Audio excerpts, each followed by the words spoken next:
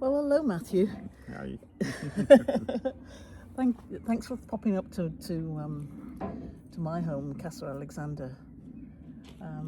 Just a day after you arrived. Yeah, Where have you come from? I'm coming from India. Yeah, I stay in the southern part of the country, and it's actually southwest.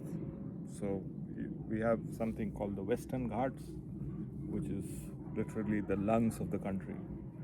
We have, yeah, it goes across six. It's a long stretch, but I'm there in the middle on the western side. Yeah, up in the mountains. Oh, Yeah, it's about 2,000 meters up. so why have you come to Portugal? Oh, so actually, I'm going on my way to Andorra. Oh, right. So they have the UN has a organization called the Mountain Partnership. They have a forum. So there are groups from all over the world who are either in the mountains or working in the mountains. So we're part of that um, group. So this is the first time I'm going to attend a meeting like that of the Mountain Partnership. And then since I was coming all the way here, I wrote to Dennis and Carol saying I could drop by and see them for a few days before I head over to yeah to How Andorra. do you know them? Oh, it's a long story, but Carol was in India, and she was undergoing some treatment, an Ayurvedic treatment.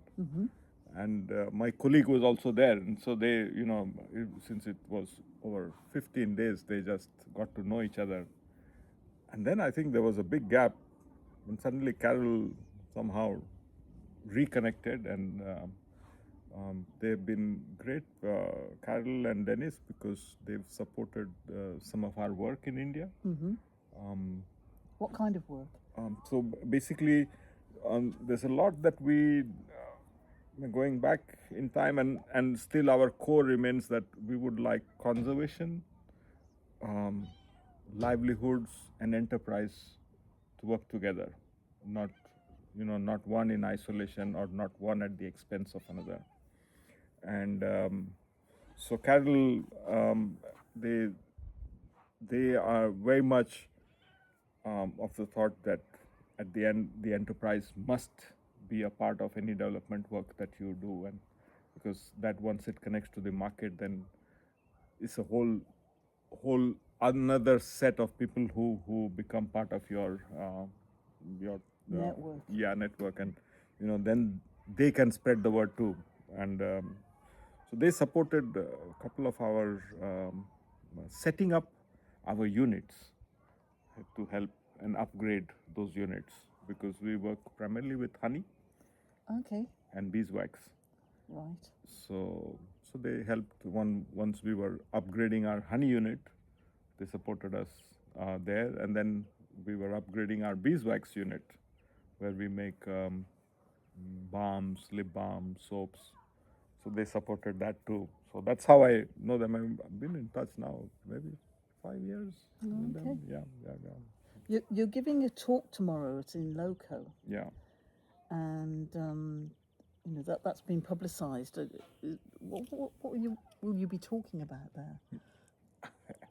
I plan to just share what we are doing in India, and I think something what I wanted to share was that wherever we are in different parts of the world, many of the issues are the same, and so it might be in a different context or different geography, but when you have to look at conservation issues, how does policy play a role?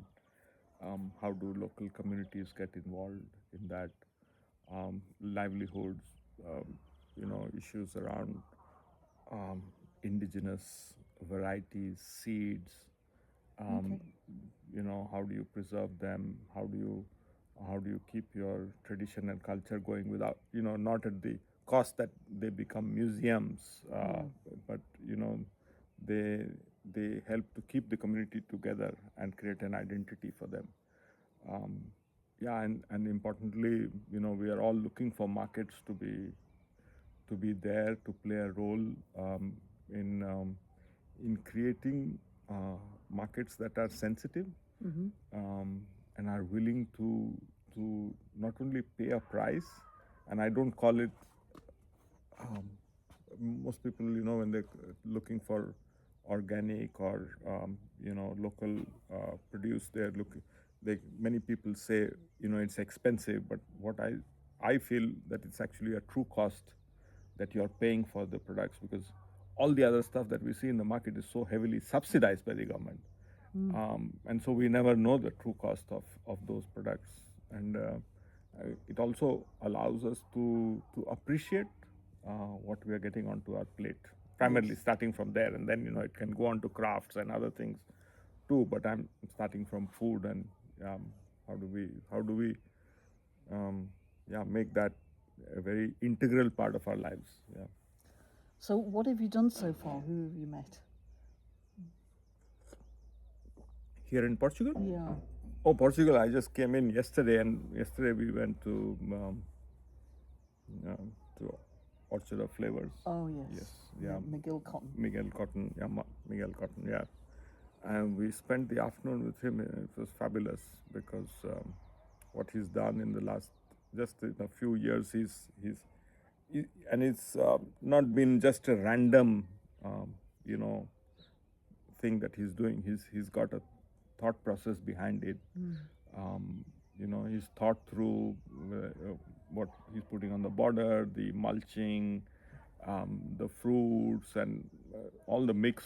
He's really, everything is there with a purpose. Yes. And I think so one question I was asking, so for what is this? But I think it's also a huge knowledge center that he's creating because of that.